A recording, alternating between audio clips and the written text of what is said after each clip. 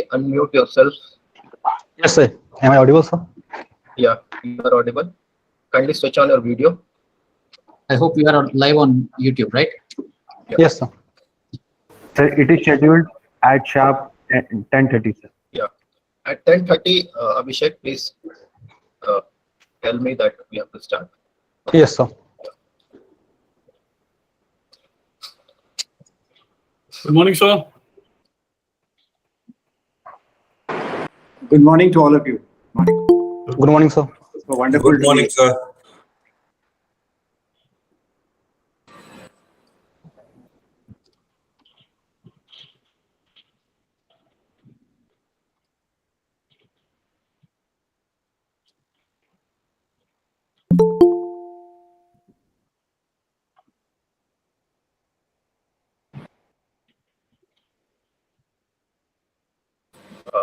Welcome, sir.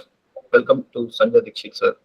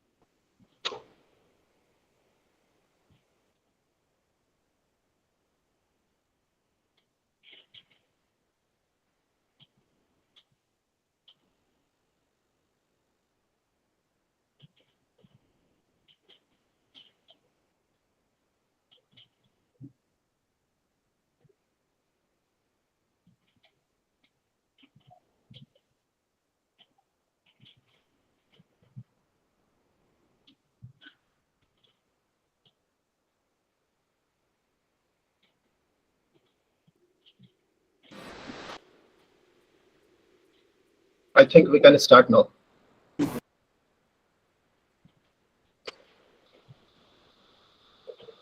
Okay.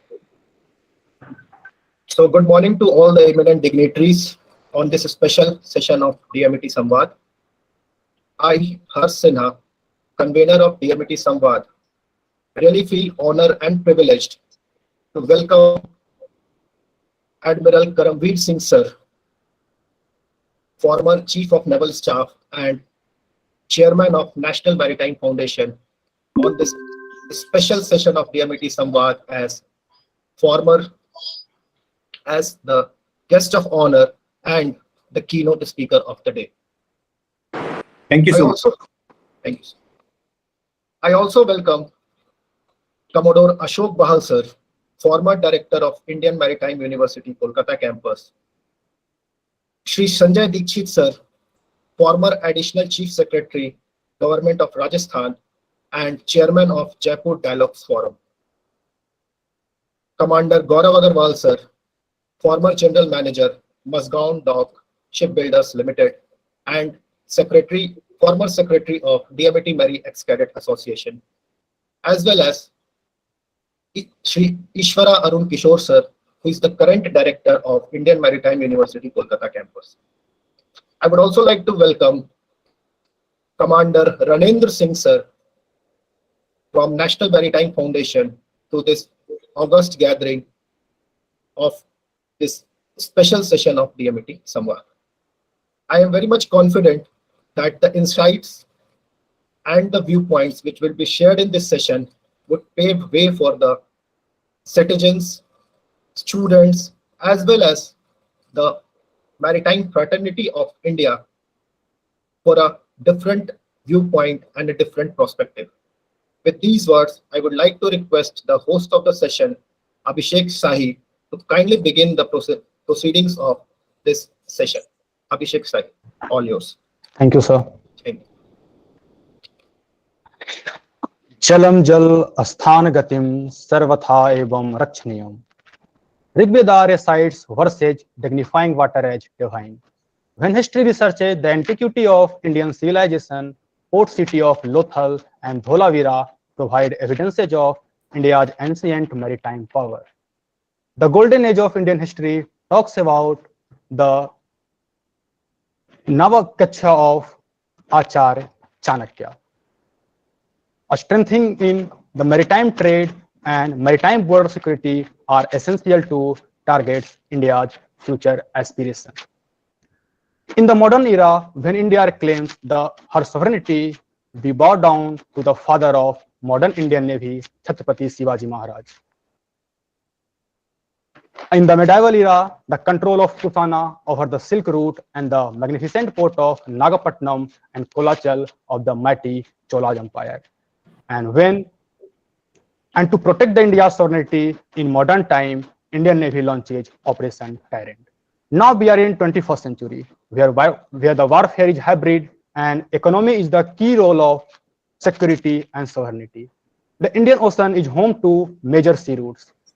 India, with a coastline of 7,516 kilometers, is in very strategic location in Indian Ocean. This symbolizes prosperous India as Ram Rajya. For establishment of Ram Rajya, the first key step is Samudra Setu, that is to find a way in the ocean. We hope that the cadets of Indian Maritime University, Kolkata campus will serve as null and nil for the purpose. For whosoever commands the sea, commands the trade. Whosoever commands the trade of the world, commands the riches of the world, and consequently the world itself. With this, we Cadet Ritbik Kumar, Abhishek Sahi, and Vamik Asrar would like to welcome everyone to this special Samvaad session in coordination with National Maritime Foundation, where we will be discussing the significance of maritime awareness among the civilian population in India. The maritime industry is flourishing today, be it the defense sector or the merchant sector. And so the civilians need to be well equipped with the knowledge about the sector to contribute better towards nation building. DMET Samvaad is the initiative of Shri Sinha and Sachin Kumar Mato sir with the IME Kolkata cadets erstwhile DMET to bring the esteemed dignitaries and cadets together to cherish and share expertise about their field and their visions. We are extremely pleased to have Admiral Karambir Singh sir, Param Vishish Seva Medal, Ati Vishish Seva Medal, and former Chief of Naval Staff with us as the chief guest of today's session. To begin this special session, we would like to invite our Honorable Director, Mr. Eswara Arun Kishore sir, for the welcome address. He is an inspiration to all the present day cadets. Now, I would kindly request Eswara Arun Kishore sir to unmute himself and head start the session. Good morning, good afternoon, good evening to all the audience from all parts of the world. Thank you, Harsh, thank you, Abhishek, and thank you, Ritbik. It's a nice introduction that you have given already. Good morning, respected chief guest, Admiral Karambir Singh sir, Commodore Ashok Bhal sir, Shri Sanjay Dixit sir, Commander Gaurav Agarwal sir. We are very fortunate to have various eminent dignitaries from our field on this platform. I would actually show or bring forward actually the motive behind this online portal, or DMET Samvaad platform. It started during the COVID times where the students were confined to their homes and they were not able to interact with the dignitaries. So with the popularity of the online webinars and other things, we started this DMET Samvaad to have an interaction with the industry, the eminent dignitaries, with the maritime cadets. But slowly we realized the importance of the online platform and reaching out to various people in remote corners of India. We found this portal extremely powerful and having a wider implication if we put it to proper use. Being the foremost maritime institution of the country, having established or its beginning since 1927, and then having a place at this campus since 1949, I think we are looking forward to carry the flag of DMET into the virtual platform, creating this DMET Samvaad. Our intention now is to motivate the young generations to pick up career in this maritime field, bring eminent dignitaries whose presence on this platform itself will motivate and attract the younger generation. Because when we are in schools, we are told about something called rocket science. That is how we are fascinated by space technology. Why it started was actually during the World War time, when US was trying to dominate the space technology. There were shortage on human power. The complexity of the space operations prompted actually them to undertake a very clever, actually say, propaganda by using this rocket science, calling the brainy people to focus their energies towards it. And they successfully did it. But we have seen that they have been launching unaided vehicles to space, to Mars, to even outer ends of universe. But how many of them understand the complexity of launching a ship unattended or unmanned and seas? It is much more challenging than rocket science. We have to convey this kind of message to the younger generation that rocket science is something already done. People have achieved a lot, but they are not able to achieve the unmanned vehicles across the Atlantic or something. Maybe Mayflower or Yara Birkeland, there have been very recent efforts in 2019 and 2020 to send these vehicles abroad. That shows the complexity. We are the ancient profession, the roots beginning to BC. The ships were there, but nobody could make it unattended so far. Whereas the space technology began only in the 1960s, and it was unattended right throughout their beginnings. So that is very simple art than the maritime. The complexity is what actually challenges or brings the bright or attracts the bright audience to our field. So carrying forward this legacy, we intend to reach out to the masses, bringing in eminent dignitaries, creating an attraction to the field of maritime, showcasing it. Today we have so many eminent dignitaries, all from different walks of life, but they are all connected to sea. So this is the attraction that we wanted to do. And even in my childhood days, I was taught that dhairya sahase lakshmi, courage and patience will lead to prosperity. That we will find it in maritime. We have to bring the attraction back, because whoever dominates the oceans will dominate the world. That is the underlying fact. So without wasting much time, this is also the thought behind our motto and our way forward in life. With this, over to you, Ritvik, and may I have the sessions open. Thank you. Thank you, sir, for your inspiring words. In this special event, amid the esteemed presence of chief guests and panelists, we would like to inaugurate the motto and logo of DMET Samvaad. Our motto says, Sham Yorbi Shravantu Na, which means, O water, you are filled with auspicious divinity. May that auspiciousness flow to us. Our motto ushers the importance of water in our lives and the divine form of nature that flows through it.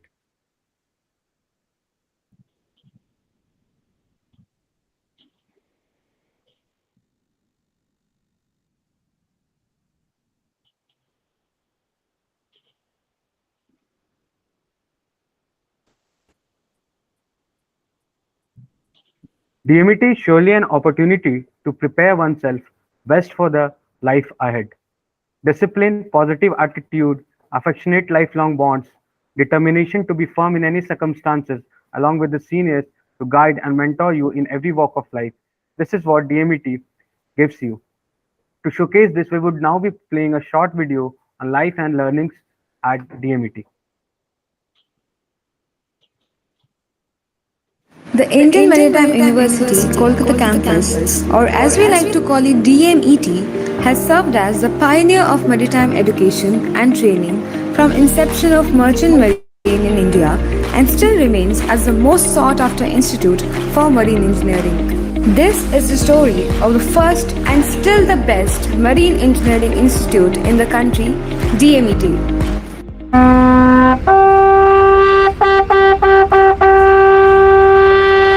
Established in 1949, the DMET emerged as a leader in marine engineering training. 70 years passed and still continues to be the paramount of marine engineering training in India. In fact, it has been the most sought-after institute for the aspiring cadets coming fresh after schooling. A lush green campus spread across 33 acres in the heart of harbour lanes of Taratala, overlooking the docks.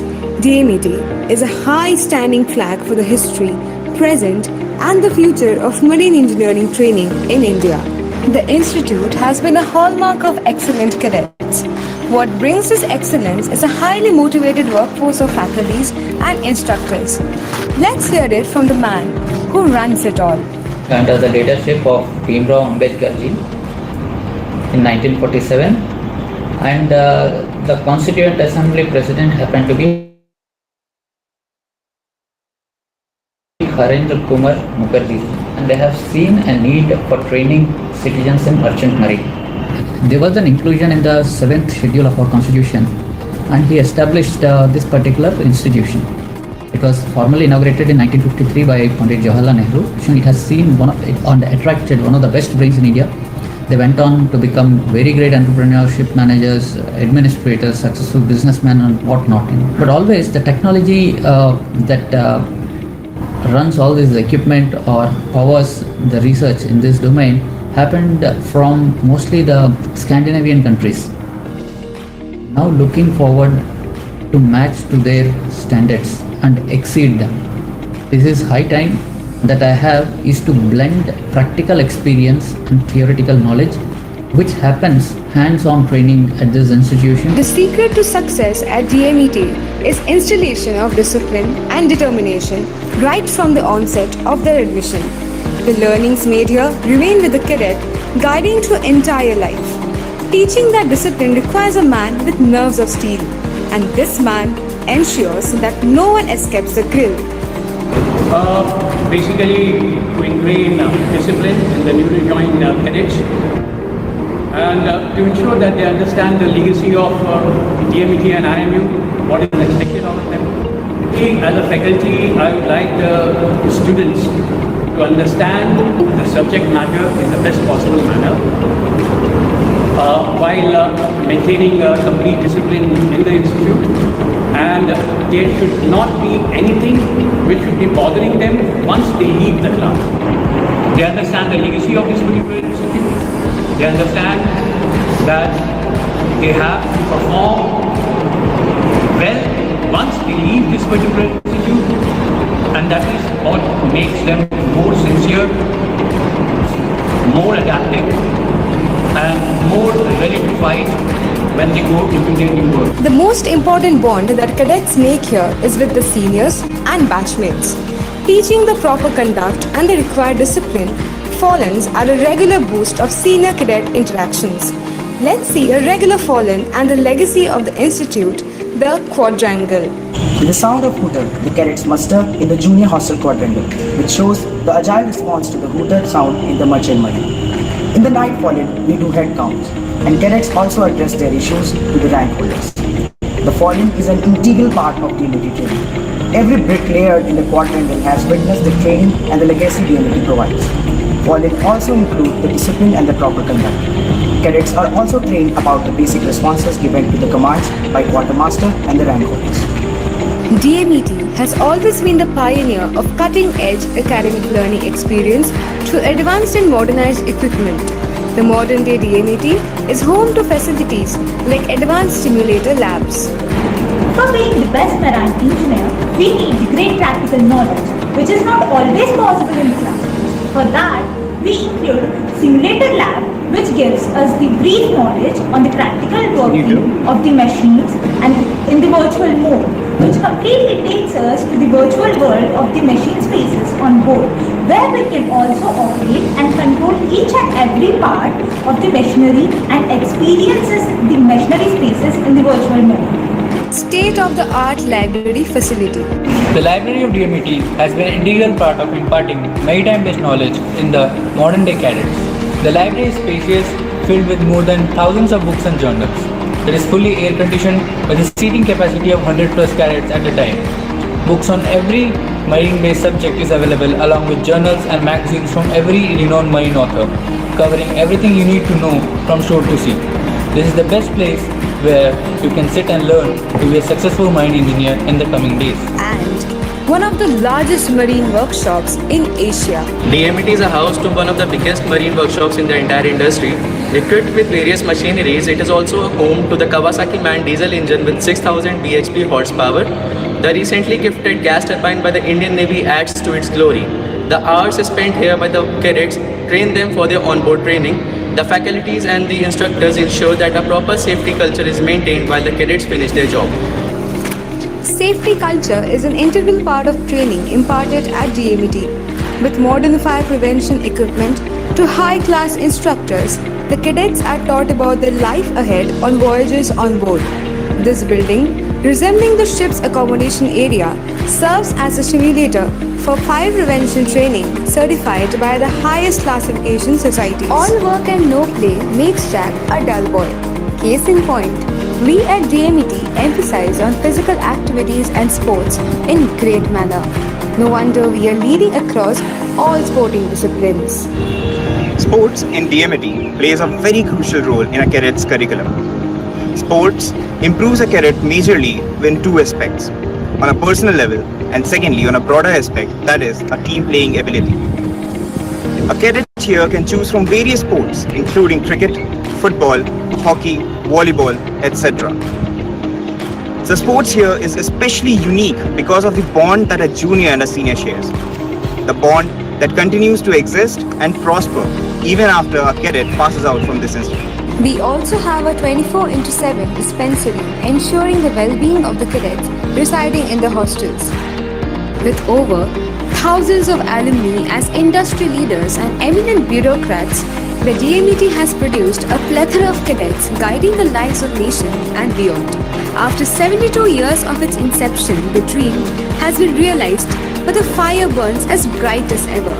So, what is DMET? It's a professional disciplined branch of engineering. Once a DMET, always a DMET. There is something in it for everyone.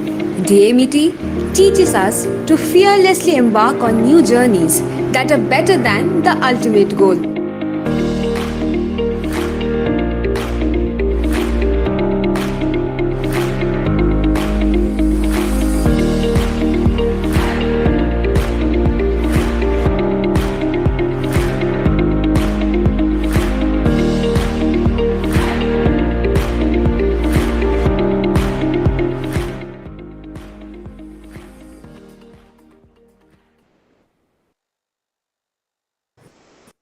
Moving forward, we have come to the most awaited part of the event today, the address by our chief guest, Admiral Karambir Singh Sir, a phenomenal name in the naval realm. We are highly honored and privileged to have him with us in this special session of DMET Samvaad. An extraordinary alumnus of the National Defense Academy, the Admiral was commissioned into Indian Navy in July 1980. He took charge as a 24th Chief of Naval Staff and later on assumed chairmanship of the National Maritime Foundation, New Delhi. Spanning over 4 decades of service under the elite white ensign, he has commanded the Indian Coast Guard ship Chand Bibi and guided the missile corvette INS Vijay Durg and 2 of the Indian Navy's frontline guided missile destroyers, namely INS Rana and INS Delhi. He has been the flag officer commanding-in-chief, Eastern Naval Command, with his headquarters at the port city of Visakhapatnam. He assumed command of the Indian Navy on 31st May 2019, serving until his retirement from the active service on 30th November 2021. Dear Karambir Singh Sir, I would kindly request you to please unmute yourself and deliver the keynote address. The floor is yours, sir.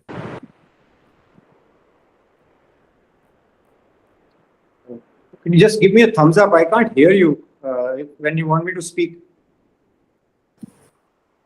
Okay. Yes, sir. So if you all can hear me, that I'll start my speech.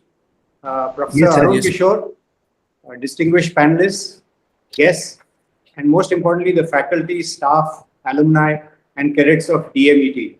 Good morning to all of you. I hope you can hear me loud and clear.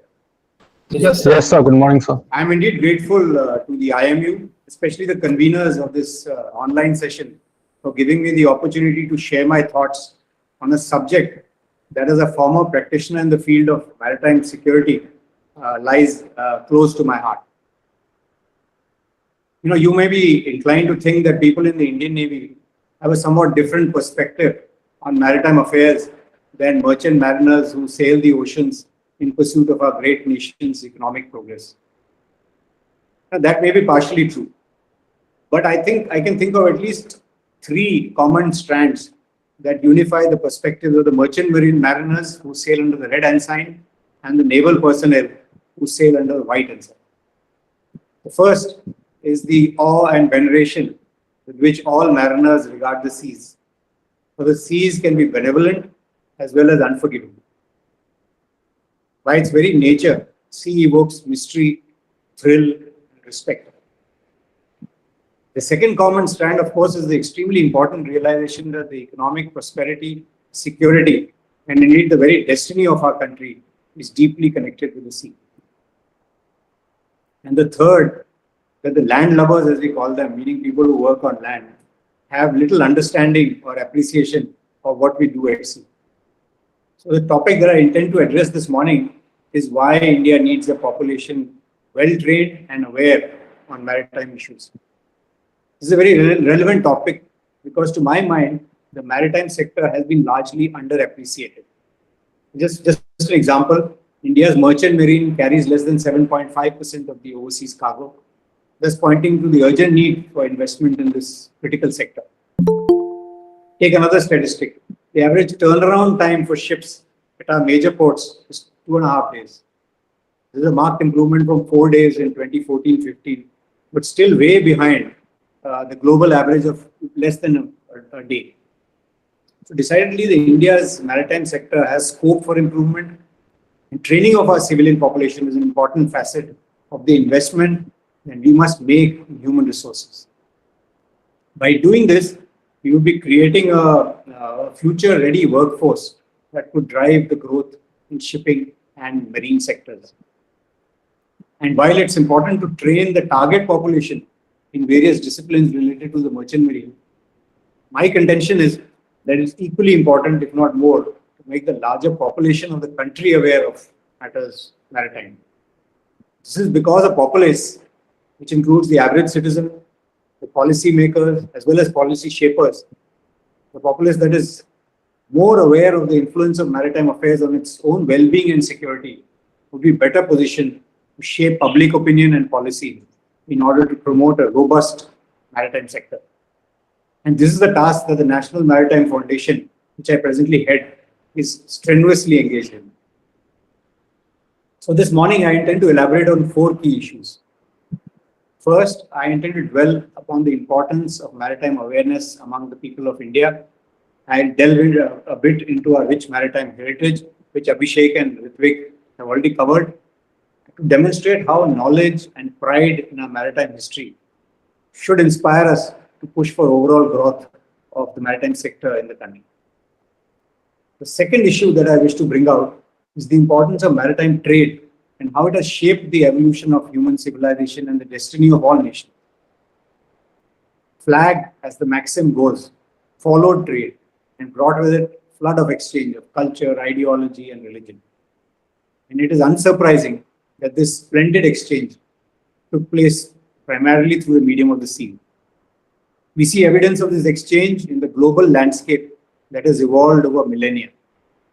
Brazil, for example, is the largest producer of coffee, and it is difficult to believe today that this plant originated in Yemen.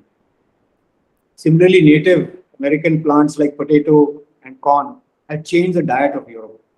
So to this day, trade continues to shape our lives, and maritime trade has a huge role to play in this. I'll endeavor to draw linkages between maritime trade and our country's economic growth. Thirdly, I'll focus on India's marine sector, including related infrastructure and industry aspects. I'll also highlight some shortfalls in our capacity and capability and offer some suggestions on how these could be addressed. And my fourth and final point is how maritime trade is underwritten by maritime security and the role that Indian Navy and other maritime agencies play in securing our maritime interests. So to begin with, the importance of maritime awareness amongst our people. Now, why should our people have awareness about maritime issues? This question can be answered by asking another question. Why do the seas matter to India? And the answer to this is pretty clear. India is a maritime nation. We have a vast coastline of more than 7,500 kilometers. Actually, by the latest calculation, it is actually more than 14,000 kilometers. And about 1,200 islands on our eastern and western seaboards. We have an exclusive economic zone, about 2 million square kilometers, which is about 2/3 the size of our land area. And we have a continental shelf of 1.2 million square kilometers. So all added, actually, our sea area is equal to our land area. Now, all the resources within these areas are ours for the taking. 95% of our trade by volume is transported by the sea route. More than half of the domestic production of crude oil is from offshore basins. And 67% of our proven oil reserves lie offshore in our EEZ. We are also the third largest producer of fish in the world, sector which employs 1.5 crore people. Increasingly, the sea is gaining importance as an important source of critical metals such as cobalt, nickel, copper, and manganese. And it is estimated that 380 million tons of polymetallic nodules lie in our seabed of our EEZ. And these nodules contain all these critical metals that are linked to our country's future prosperity. Offshore energy is another area where our sea dependence is going to increase. According to MNRE, or Ministry of New and Renewable Energy, the offshore wind energy potential of the country, building a maritime museum in Lothal, something that is truly laudable and which the Navy is fully supporting. The Rigved has reference to sea voyages and 100-oared ships. The Atharvaved describes ships that were spacious and comfortable. The word navigation itself is derived from the Sanskrit words now and gati. Chandragupta Maurya's war office had an admiralty board called Nav Parishad, and expeditions of Chola kings was already mentioned. So Indian shipbuilding too has an enviable history and a rich tradition. You know, the exhausted armies of Alexander the Great, they returned from the mouths of the Indus to the Persian Gulf on 800 Indian-built ships. The oldest warship still afloat in Europe is HMS Trincomalee, made by Wadias, a ship that was built in India in 1817. So was the HMS Minden, on board which Francis Scott Key composed the American national anthem, Star Spangled Banner, in 1812. So Dr. Panikkar has written that the first naval and oceanic tradition evolved in the lands washed by the Arabian Sea. The Atlantic had scarcely begun to be explored when a seafarer's manual in the 1st century AD, the Periplus of the Erythraean Sea, described with extraordinary precision the world of the Indian Ocean. And what drove this vibrant maritime activity in the Indian Ocean, and especially in the Indian waters, was without doubt trade. You know, a former US Admiral, Navy Admiral, he noted that the most salient characteristic of the Indian Ocean, unlike the Atlantic and the Pacific, is that it has primarily been a zone of trade. This statement is borne out by the history of trade that flourished in the Indian Ocean region, and in good measure because of the enterprising Indian traders and seafarers. I mean, India's spice trade, we are all aware, got enormous wealth and earned us India the sobriquet of Sone ki Chidiya.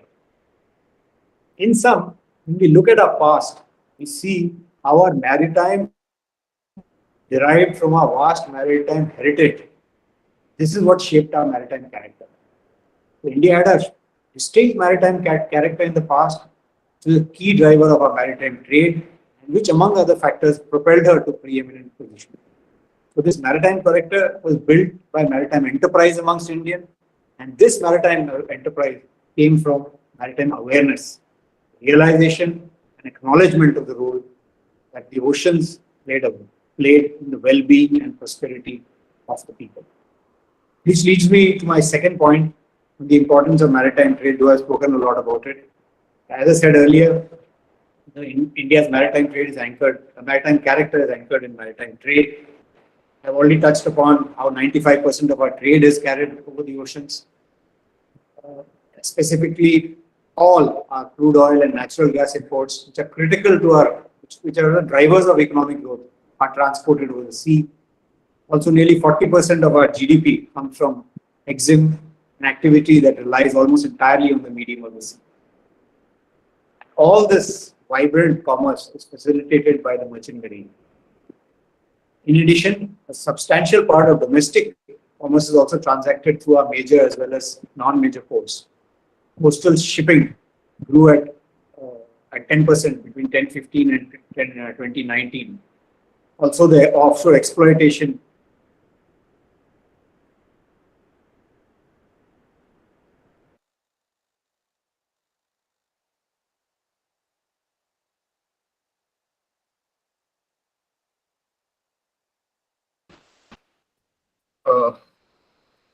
I think the video is stuck.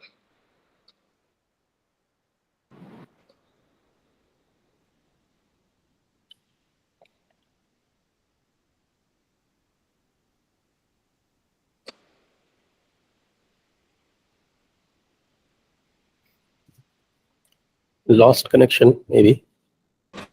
Yes, sir. I think he has lost connection. I request Commander Ranendra Sanwan sir to kindly check whether Sir, he has rejoined, sir. he has rejoined. Okay. Let us check.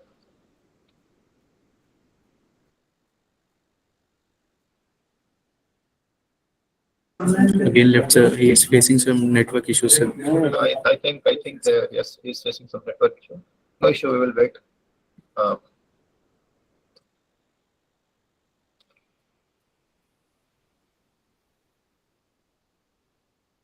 Let us wait for a couple of minutes till the issue is being resolved. Yes.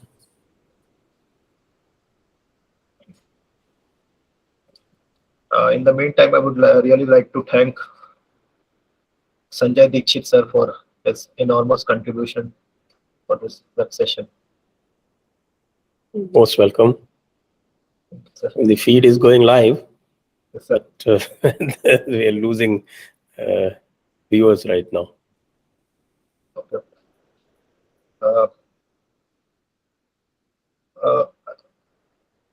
I request some Abhishek to kindly check with his personal secretary,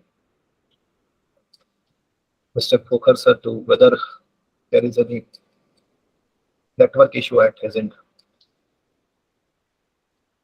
Actually, sir, these are the problems with these online platforms that sometimes these issues come. Yes, but if connections are robust, it doesn't happen. Because Yes, I am doing it day in and day out, Yes, sir. and I rarely experience problems. Yes, And I do it across countries. Yes, sir.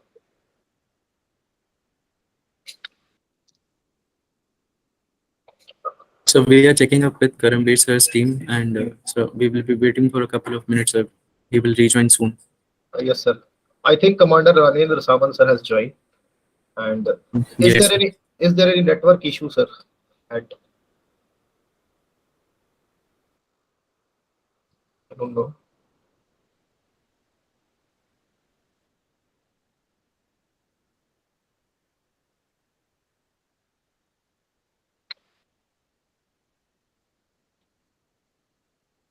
No issue. We will wait. We'll wait for, because I don't know.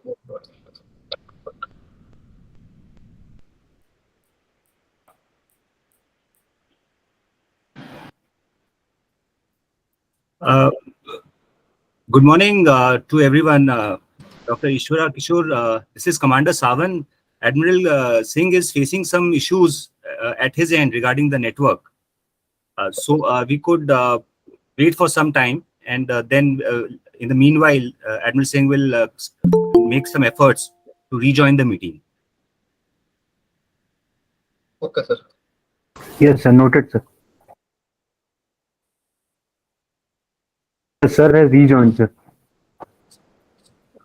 Gentlemen, I'm so sorry about this thing. It's all, I think, a problem at mine. May I continue if it's okay with you? Yes, sir. Yes, sir. Sure, Okay. sir. So I was Sir, if I may interrupt, sir, we had left at where we was talking about the EXIM export-import is totally dependent on the maritime domains. Okay.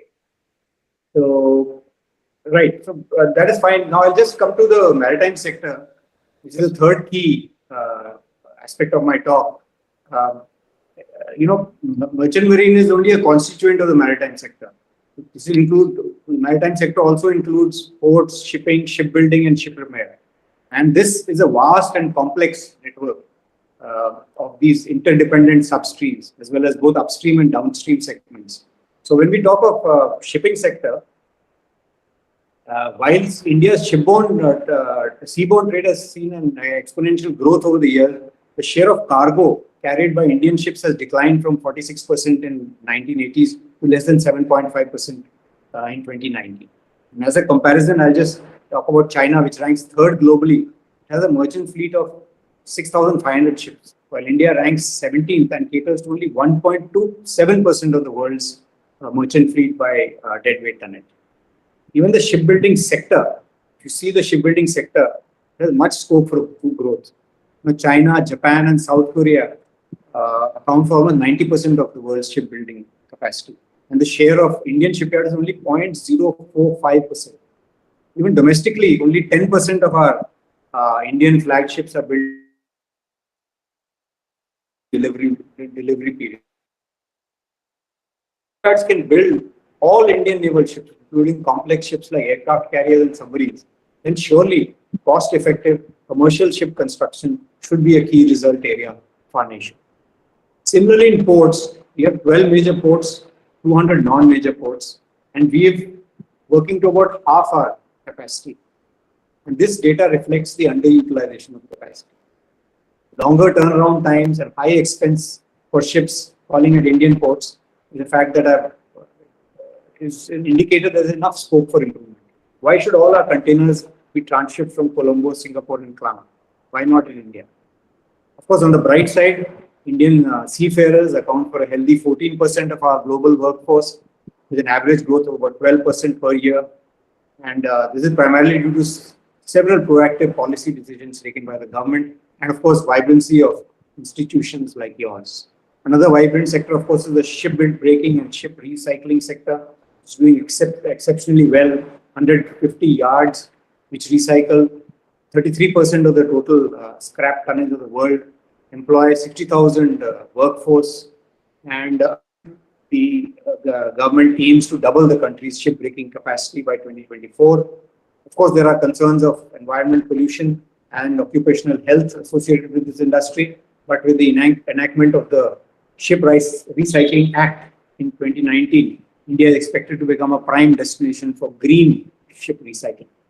The reason why I've sort of briefly touched upon some of the key indicators of the maritime sector, that I want to draw your attention to the shortfalls of capacity and capability in the sector.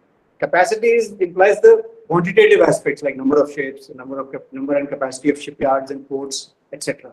Capability implies the qualitative aspect, such as training of seafarers, technical expertise, indices of efficiency, etc. So capacity is usually governed by policy and management decisions such as enhanced budgetary allocations for investment in modernization and creation of new assets. Just as an example, the government decision last year to provide subsidy funding worth 1,624 crores to Indian shipping companies to encourage merchant ship flagging in the country, or the decision to allow up to 100% FDI under the automatic route for projects related to construction and maintenance of ports and harbors. So this will form capacity. Capability, on the other hand, can be viewed as the ability to exploit this capacity. For example, it would include skilling of cargo handlers to improve their efficiency, or to introduce best practices that could shorten the lead time for ship repair or ship construction activities. In my view, we have a large pool of talent in our country, which if suitably trained can contribute to this very important aspect of increasing capability in the maritime sector. And apart from training specifically for employment in shipping and maritime merchant marine industry,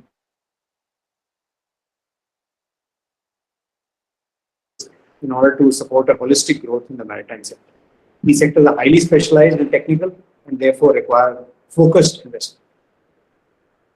We've all heard of the Maritime India Vision.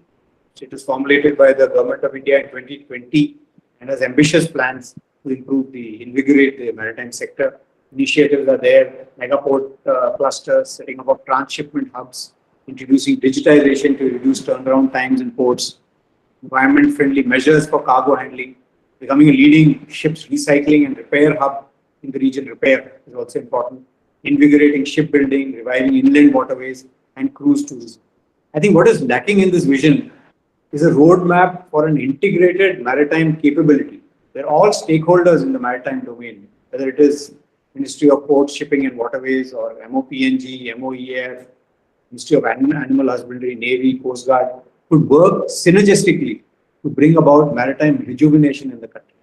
And I think there's an excellent example in the way China has elevated military civilian fusion, including at the maritime level, to a national level strategy with excellent results.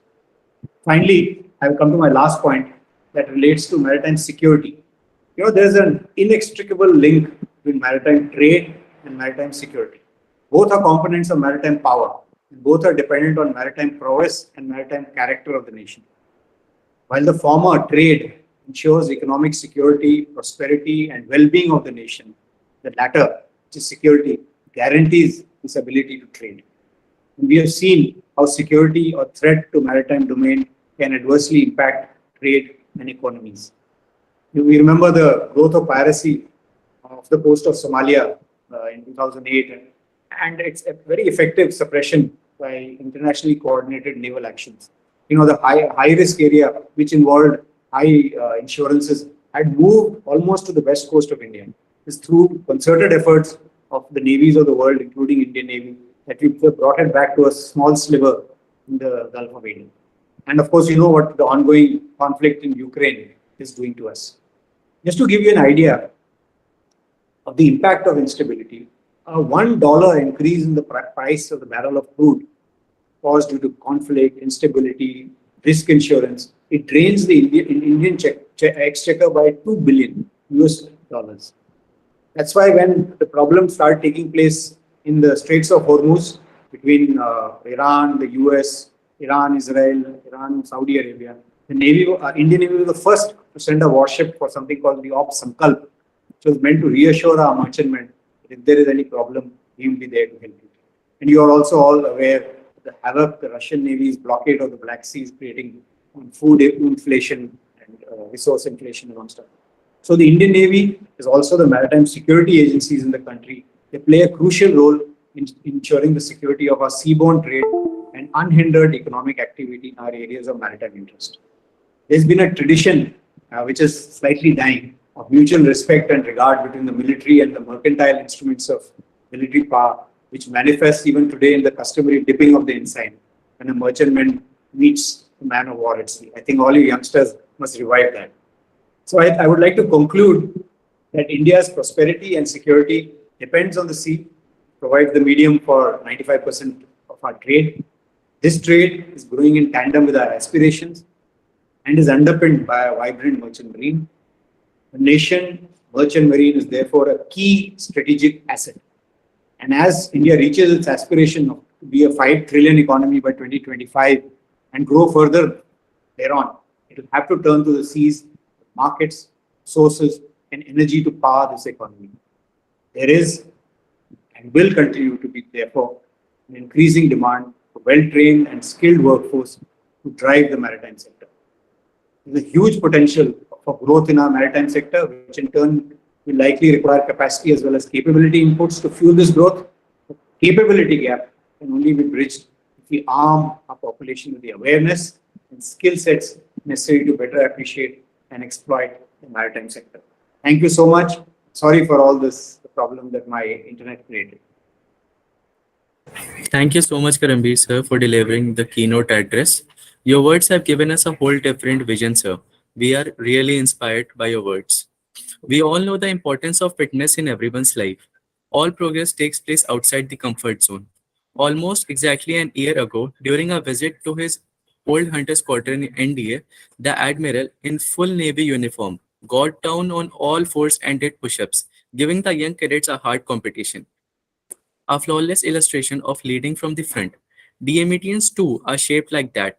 The most knuckle push-ups in 1 minute in male category is 113 and was achieved by Jagdish Ram Bhimaram Midle, a IMU Kolkata student from the batch of 2017-2021. He broke this record to promote calisthenics across India and registered his name in the Guinness Book of World Record.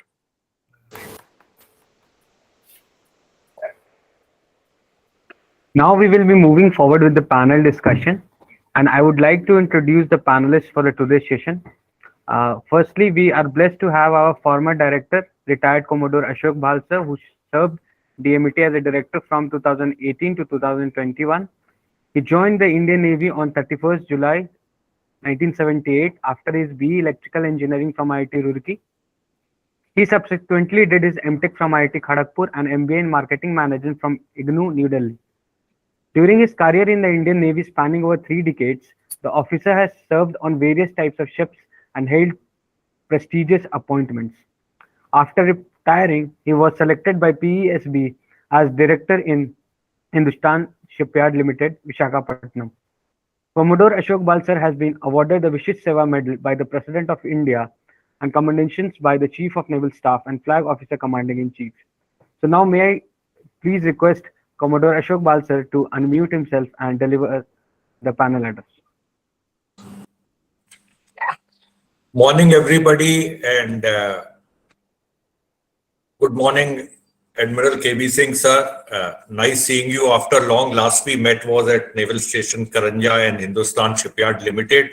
And thanks a lot for a very, very informative and enterprising address, which I think covered almost all the points which today are important in the maritime domain.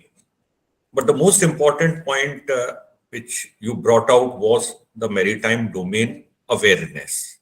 As rightly told by you, sir, that from the time when India used to be called the Sone ki Chidiya and today where we are, perhaps the maritime domain awareness is lost. Today I'm speaking from Lucknow, the capital of the largest state, and I know what maritime domain awareness is presently here. So there are various factors, but let us see, I'll concentrate only what is the way forward. How do we go about doing it?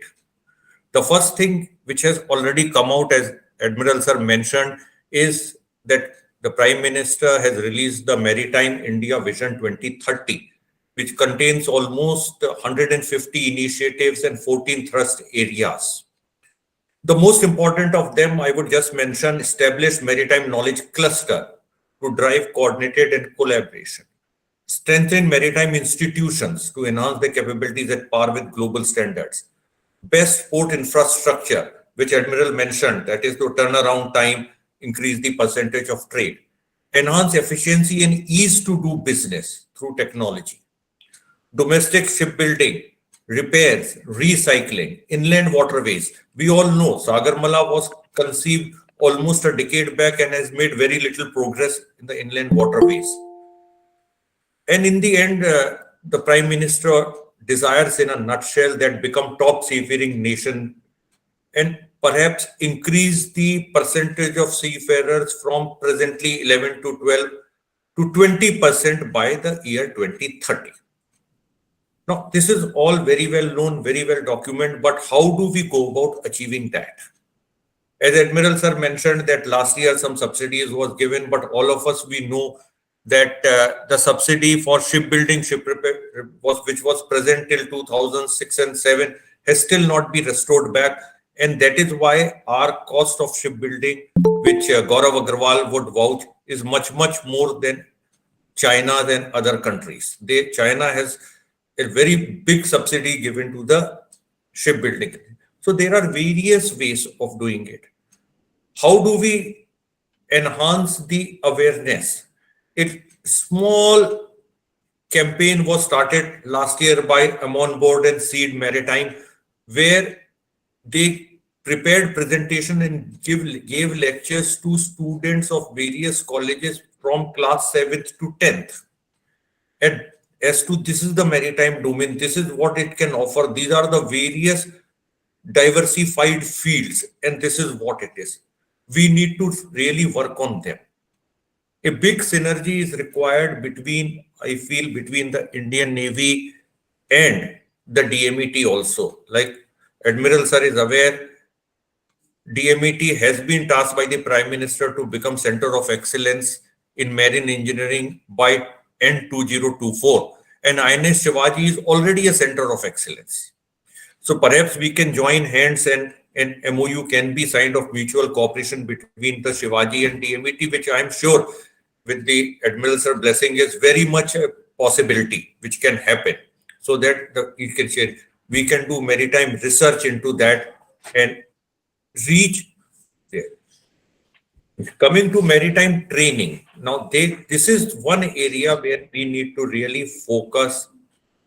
We have, as in DMET, we have already revised our syllabus to give top class training, but the practical experience on board ships, I'm sure we would get an opportunity for even the DMET people to go and visit Indian warships and see what sort of technological advancements the warships have gone through in the latest. And really, they are really state of the art.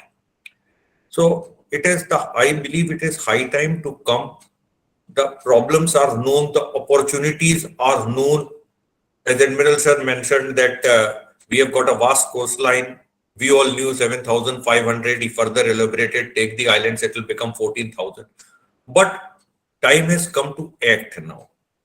To take one field, joint collaboration, work on that field till we achieve the desired results.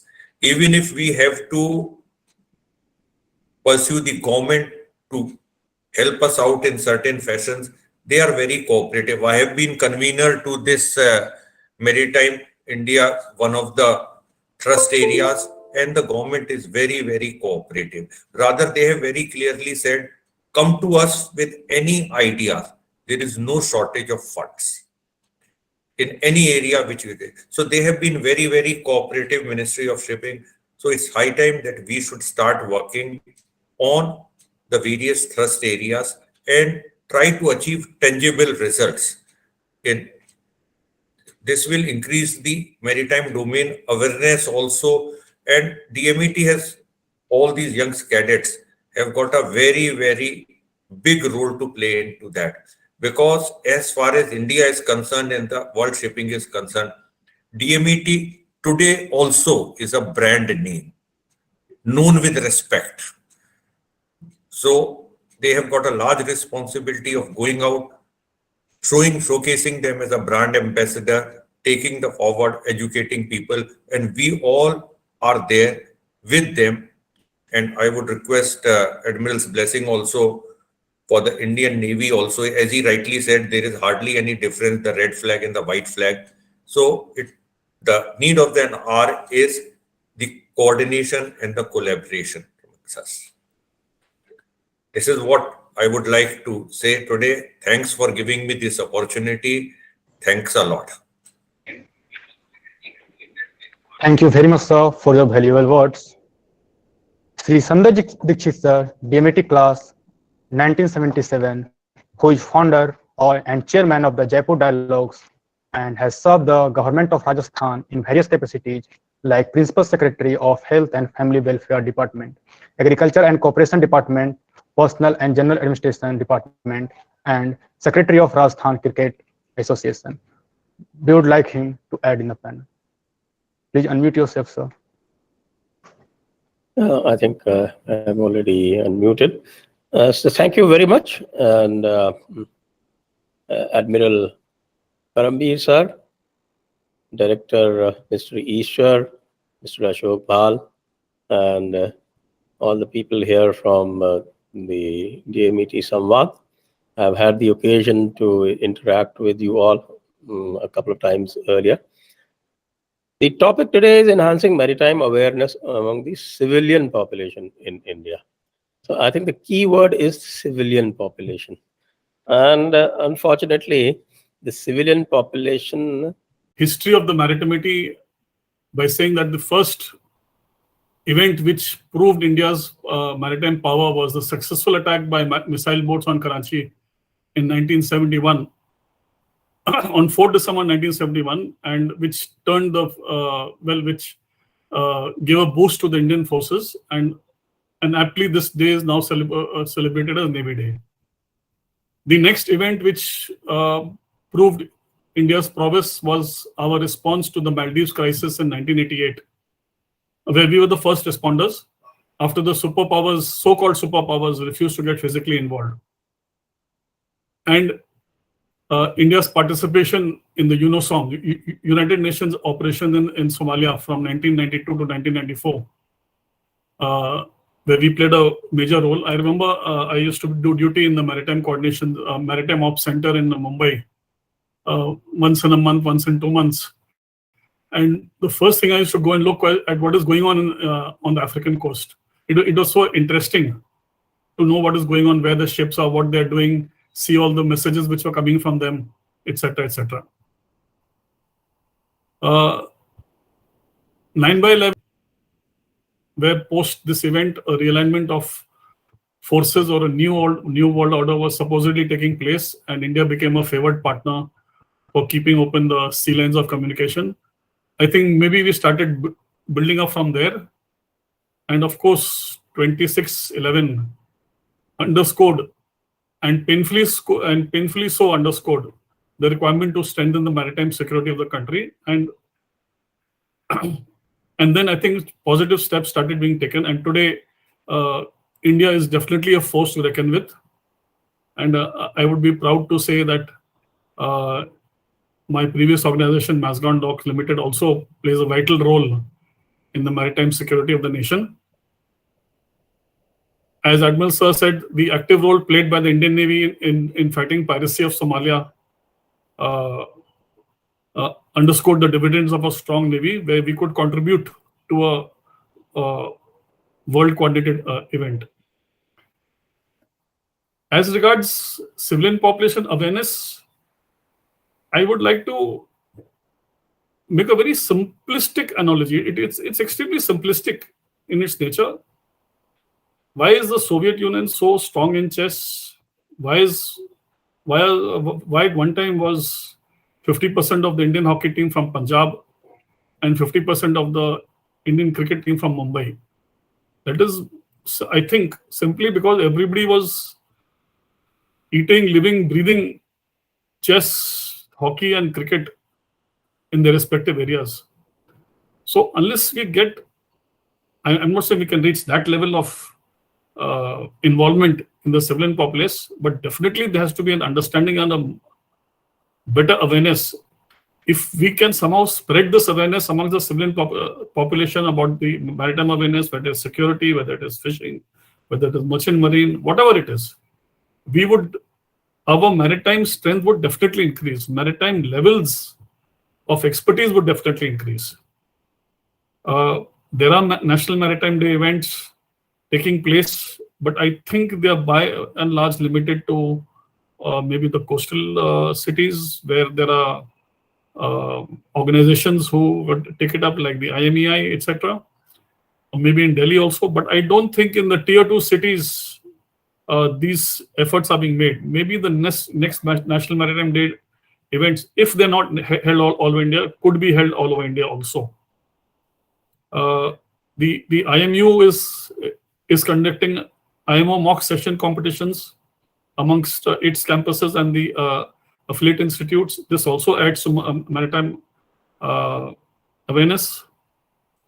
I have a suggestion for the National Maritime Foundation, for Admiral Sir.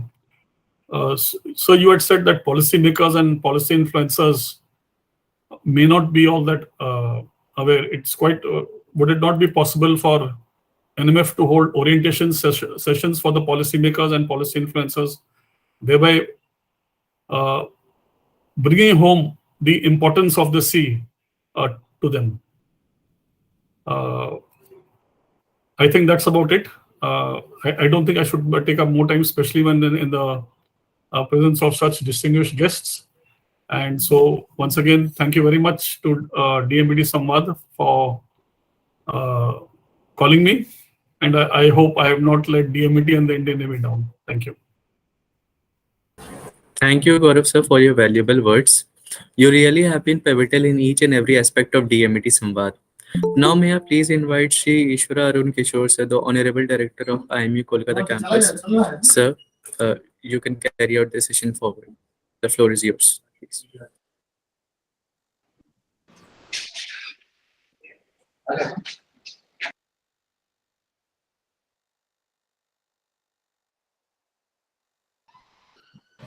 Sir, I think your mic is mute. Yeah. Yeah, I think we are back. There is some small glitch. We are back. We can go ahead with the event. Sir, it is time for your address as Yeah. a panel speakers. Yeah. So, first of all, I would sincerely thank National Maritime Foundation, Admiral Karambir Singh Sab, Admiral Bhal Sab, Sanjay Dixit Sab.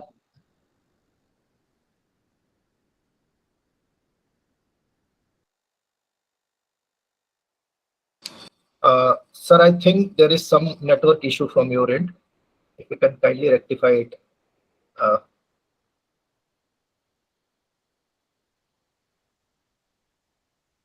I think there is some sort of server issue in the college itself, because all the speakers from the college have lost connection at one instance only. He can come on mobile.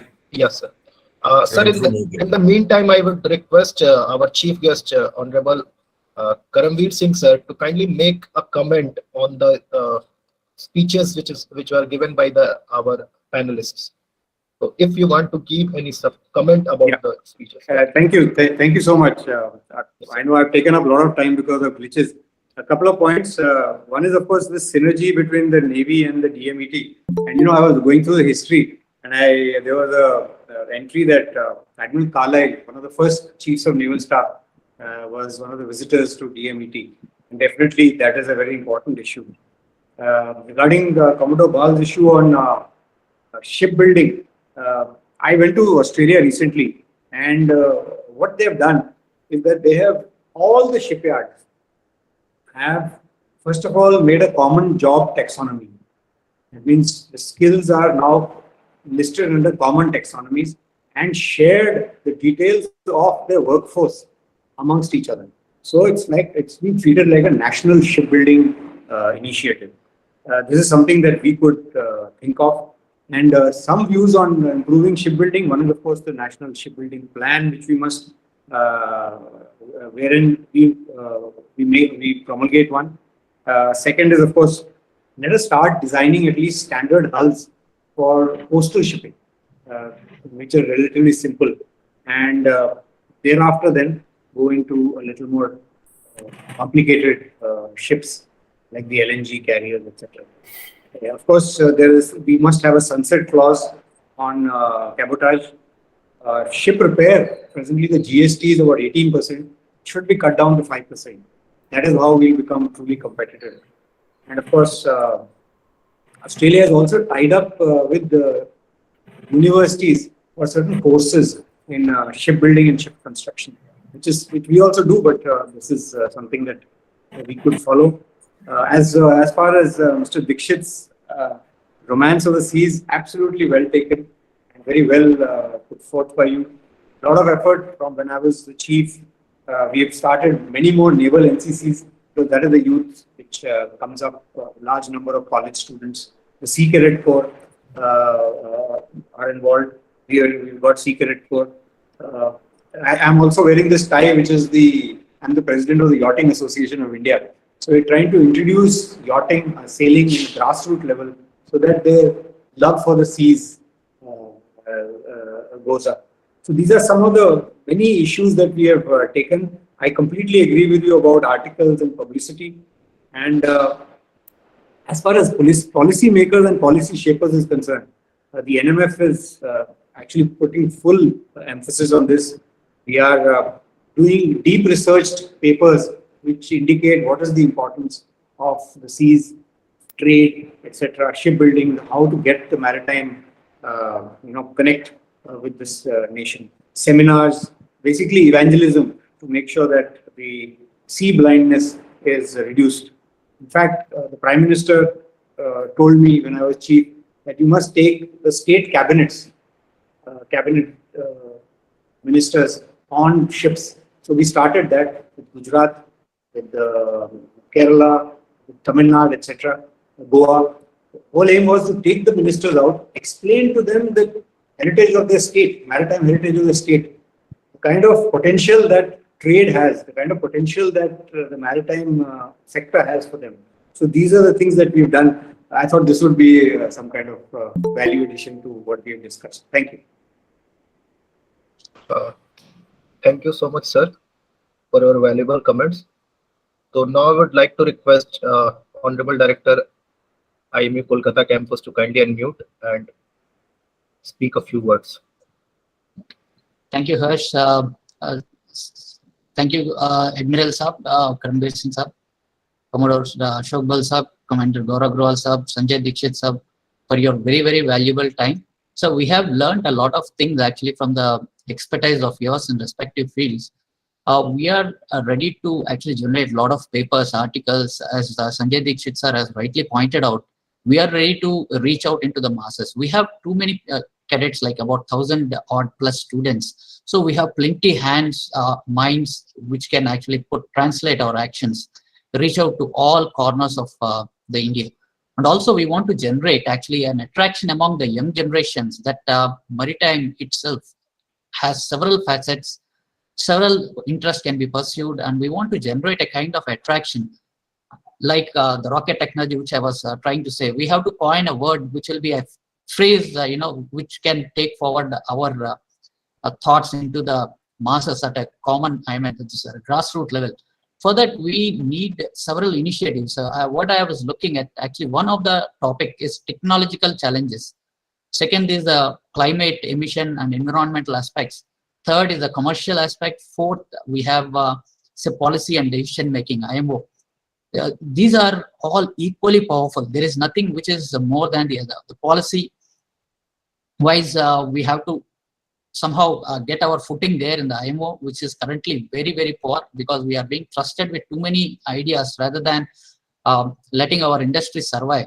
So that is one aspect we should get strong foothold. Second thing is the technology. So we have a lot of products, and these mariners who sail on ships, they get access to the latest machinery and technology. We can reverse engineer, possibly leapfrog on those things. We can develop technologies which Indian industry can take forward and materialize. For that, we are looking forward to generous support from Indian Navy because they are having a lot of space, and I believe which can be condemned, and the condemned parts, if they can be donated to us, we will try to reverse engineer, or we will try to study what is the technology behind them, and maybe we can strengthen some verticals actually. So in a lot of ways, we will be able to develop synergies between our respective areas, and I think we can combinedly put a very, very good initiative reaching out to the masses. And we require your generous support, sir, and you have been a great inspiration for us and support to us, giving so much of valuable time for the platform. And thank you very much for making this event success, even though with minor glitches. And thanks for the DMET Samvaad team. So I don't know if the Admiral would consider, but a visit to Kolkata campus of the IMU would be a good experience, sir. Certainly, thank you. So yeah, that's a great thing, sir. We will definitely extend the invitation. We are honored to have Admiral Sub here.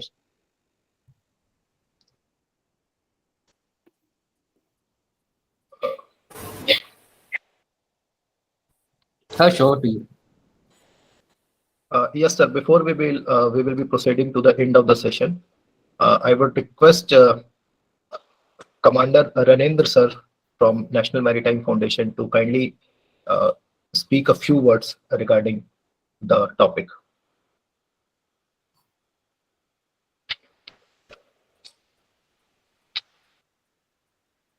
Admiral Karambir Singh, Chairman NMF, Mr. Sanjay Dixit, Commodore Ashok Bhal, Commander Gaurav Agarwal, Director IMU, Professor Arun Eswara, and the organizers of the event.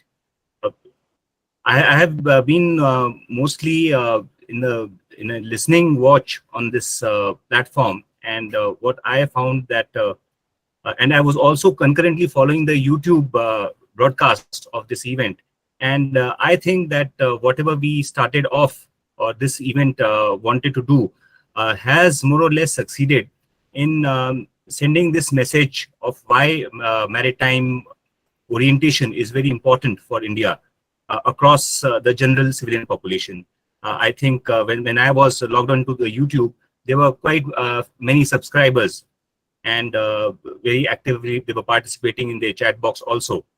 That is all I have to say, sir. And it was a very good experience and very knowledgeable experience for me also to listen to such a wide variety of experts on this field. Thank you.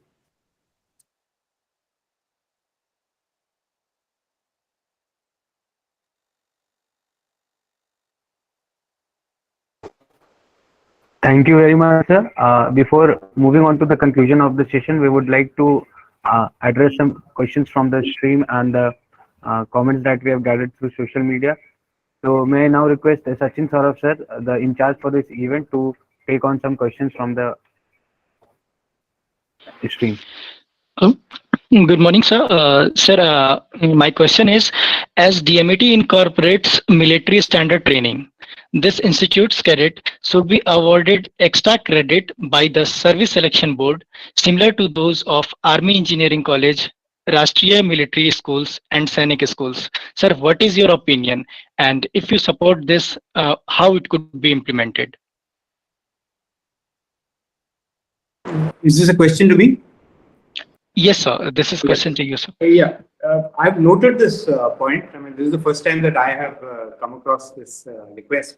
So I'll take this up and see if how the modalities can be worked out. Definitely, a person who's gone through the entire syllabus dealing with marine engineering, it definitely is a great value addition, and will start off from a platform which is at a much higher level than any other engineering graduate. So I will definitely take this up. Thank you for this input. Thank you, sir.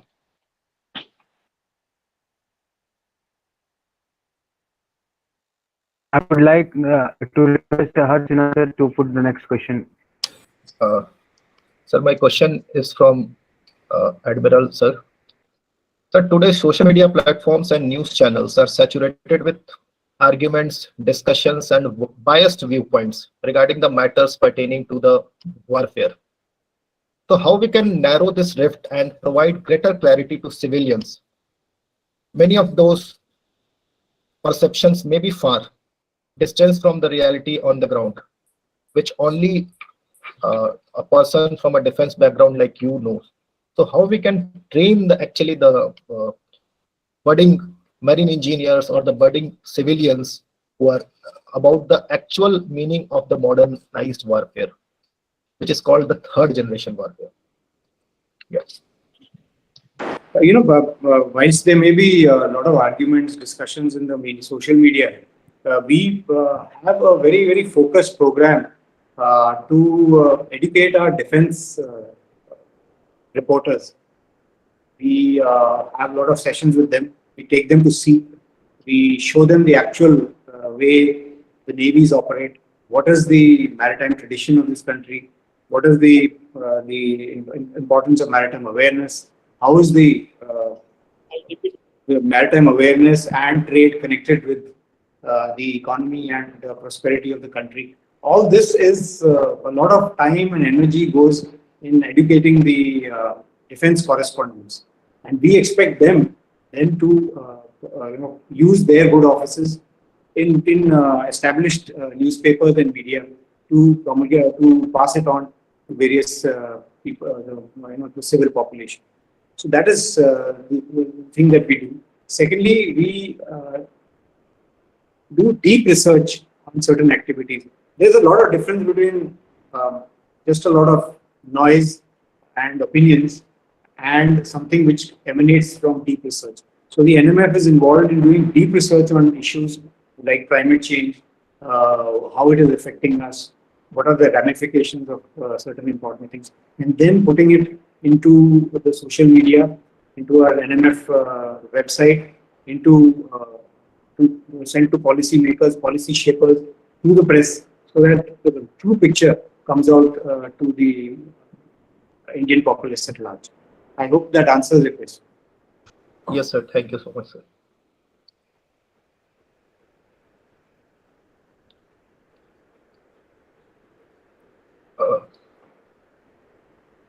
Sir, moving forward, we now take the question from our resource partner, Reflection Magazine. So over to you, sir. Thank you so much, Ritvik. Greetings of the day, Karambir sir. Sir, my question to you is, maritime sector in India has been a traditional source or a traditional method of transport, but in the recent times, even when the history changed through maritime sector hasn't been able to reach its true potential in independent India. You listed us a lot of reasons for it. Sir, I want to know what should be the prime focus of the current governments and the subsequent governments in order to bring India to that level of maritime power that it once was. Thank you so much. I think the government has addressed, if you look at the Maritime India Vision 2030, and thereon to Vision 2047, which is being formulated, it covers pretty much everything. As Commodore Bhal said, there are about 150 avenues under which initiatives that have been taken to make sure that, because you cannot say that only one thing will bring up maritime awareness or bring up the maritime potential of the country. It's a combination. It's a huge field. There are nearly 22 stakeholders, and I'm talking of ministries which are involved in shipping, in maritime affairs. So this is the way to go. Have the vision. Thereafter, based on that vision, we have certain action plans which we shall work on. Only thing that I stressed on was that let us take this synergy of all stakeholders and make it a national level strategy. This is something that we haven't done, and I'm very happy to inform you that there's a new appointment which has been created called the National Maritime Security Coordinator. Of course, this is mainly to do with maritime security, but please understand that maritime security has very large ambit.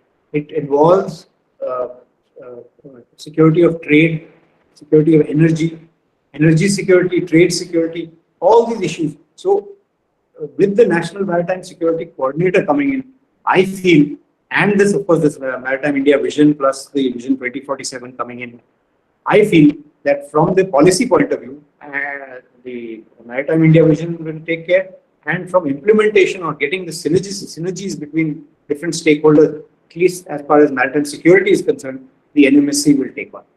Thank you so much. Thank you so much, sir. So before proceeding to the end of the session and vote of thanks, I request if any of the panel speakers have any questions or any remark to make regarding the whole session or regarding the address of Admiral sir. So they can unmute and kindly make a remark. So Ashok Bhal sir, if you have any remark to make, or Sanjay Dixit sir. No, only one request from to Admiral sir that around a year back, for training purposes, we got a BER gas turbine from MS Visakhapatnam through Navy. If there are more equipment for training purposes, if they can be given, there is a good government procedure to give it free of cost for training purposes. So if Admiral sir blessing is there and DMET can get certain equipment which are no longer required, instead of scrapping them, if they can be given to DMET for training purposes, it would be very helpful. Yeah, I've noted this point because Professor Arun also had mentioned that. So we'll definitely take it up. Sanjay Dixit sir, if you have any point to make. No, I don't have anything to say. Thank you so much. Sir Gaurav Agarwal sir. Just would like to add, I mean, now that you're asking, if you notice, India's maritime prowess came in very handy during in the aftermath of the tsunami in December 2004, where not only did we carry out immediate relief of operations all over Andaman Nicobar with our Navy, and of course the Army and the Air Force also, but we also sent relief supplies by sea to various other countries. So all this goes to show our maritime power and further potential also. Thank you. Thank you, sir. Arun, Kishore, Eswara, sir, the Director of Indian Maritime University, Kolkata, if you have any point to make. Sir, now what I would like to ask Admiral Saab, that if they have any thrust areas at NMF, we are ready to focus all our energies, create articles, journals, anything. So we are open all the time, sir. You can reach us at any point of time. Definitely our students will display their talent, skills in bringing out your objectives very clearly. So we have a lot of support now for you. Thank you, Professor. So kind of you to offer this support. And we'll definitely get back to you with our focus areas and where we can, work together to increase maritime awareness and amongst your own people, your own cadets, and of course the population at large. Thank you. Thank you, sir. Thank you so much, sir. So now I would like to request Vamik to kindly give a vote of thanks. And after the vote of thanks, we will be having a photograph. So I would request all the speakers to kindly switch on their video after the vote of thanks so that we can have a photograph. Vamik, all yours. With this, we have reached the end of this session. To present the vote of thanks for Vamik, your voice is not audible. I think the voice is breaking. If you can check with her mic. I think Professor Arun will have to put your mic. Yes. Yes, sir. Yeah. On an ending note, I would like to present the vote of thanks for today's alumni panel discussion on enhancing maritime awareness among the civilian population in India. I would like to express my profound gratitude for our panelists, Admiral Karambir Singh sir, Commodore Ashok Bhal sir, Shri Sanjay Dixit sir, Commander Gaurav Agarwal sir, and Shri Eswara Arun Kishore sir for gracing this august gathering by sharing their experiences from life and their guidance. The insight and mental preparedness developed here today will help the civilians to know more about this industry. This would further empower and push the industry to achieve unparalleled heights and prosperity. The session met its purpose of instilling in every citizen of the country the conviction that taking the road less traveled leads to significant success too. And it is our job as mariners to look for ways to amplify its progression on a large scale so that our environment and the upcoming generations get to experience life in a much more flexible manner. The discussions of today have provided us with the insights on how useful it is and how it is the need of the hour to focus on polishing our skill set for enhanced employment in these sectors as well. I would like to once again thank all the panel members for taking out time from their busy schedules and joining us here. Thank you, sirs. The constant support and guidance provided by our director, Eswara Arun Kishore sir, was remarkable. He left no stone unturned when it was taking about DMET Samvaad to Pinnacle. Thank you so much, sir. I would like to extend my gratitudes towards Commander Gaurav Agarwal sir, again, who is the backbone of DMET Samvaad, and Sanjeev Mishra sir, President of Singapore Alumni Association, for his constant support and motivation. I would also like to put this on record that this session was sponsored by Singapore Alumni Association and the broadcasting courtesy was given to Jaipur Dialogues. We are thankful for their. We are sure that these sessions will flourish even more with the able guidance of such industry experts. Farhan Akhtar sir from 2018 entry batch, Prashant Kumar Mishra sir, Senior Cadet Captain Maintenance, and Arpit Gupta, Admiral Singh, Shashank Shekhar Jha, Shivam Thakur from 2020 entry batch. We are also thankful to Reflection Maritime Magazine for being our resource partner. At last, I would like to thank the DMET Samvaad team who constantly worked behind the scenes to make today's event happen, comprising of the pioneers of DMET Samvaad, Harsh Sinha sir and Sachin Mahto sir from 2016 entry batch, the core committee comprising of Sachin Saurav sir from 2017 entry batch, Abhishek Shahi sir from 2018 entry batch, Vamika sir and Ritvik Kumar from 2019 entry batch, Samarth Upadhyay, Alfred Trinity, Ishika Sinha, Syed Umar Khalid, and Saideep Datta from 2020 entry batch. These people have worked tirelessly to make this event a great success. Thank you, everyone. I would also like to thank the viewers who have joined our live stream. Thank you so much. Yeah, and thanks to Jaipur Dialogues team, Sanjay Dixit sir has been extremely supportive for carrying forward this feed, live on their channel. Thank him a lot for the support. Thank you so much, sir. Now we are at the end of this session, but I would request all the members who are in this web session to kindly switch on their video so that we can have a photograph. And thank you so much, Admiral sir, for your patient listening and accepting our invitation.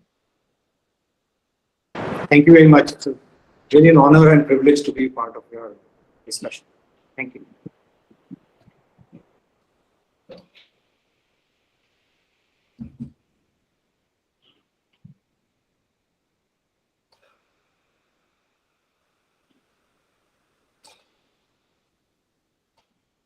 So I think we are done with the photograph, sir.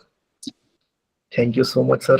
And now we are. Thank you everyone. Thank you, Admiral sir. Thank you, sirs. Thank you very much. Thank you, sir. Thank you, sir. Thank you, Commodore Bhal, for your guidance, sir. Thanks, everyone. Very well conducted program. I think a lot of good insights, and we must continue with such sort of programs and issues. So, Sir, I have one small thing. How to mention the class and batch? We should standardize it. I mean, sometimes we say entry, sometimes we say class of so and so. How are you guys? These are also entry. हम लोग तो batch बोलते थे. 81, 85 batch or 85 pass out of class of 85. I am see, yes, we can standardize it. And Harsh, I think this was after long I am seeing that for some unexplained or inexplained reasons you have kept the Nari Shakti out from here. Why?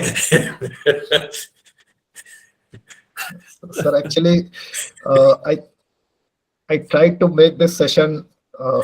This session was a very big session for us, sir. So we tried to make it. We tried that some lady cadets can be included in the vote of thanks, but actually things take long. These all person who are just hosting this event. They are all last minute pickups, sir. So because there are a lot of issues which are coming from the college itself. As you can see in this web session, only lot of times there were interruption in the internet. See, even if there is no girl cadet, you can always call that wo jo apna first lady cadet hai na? Yes, sir. Yes, sir. She would be willing to join. Yes, sir. Chalo, thanks a lot. Thank you so much, sir. Thank you, everybody. Thank you, sir. Thank you, sir. Okay. Thank you, sir. Please share the recording. Yes, sir. Okay. Thank you, everybody. Good show. Well done. Thank you, sir. ठीक है, चलो अब चलते हैं. Streaming stop हो चुका है ना? कंफर्म करो प्लीज कोई. स्टॉप हो गया होगा. आई थिंक नेटवर्क का इशू बहुत ज्यादा है तुम लोग मतलब कॉलेज में यार इतना. Yes sir. यहाँ से नेटवर्क इशू पता नहीं अचानक से हो गया ऐसा लग रहा था.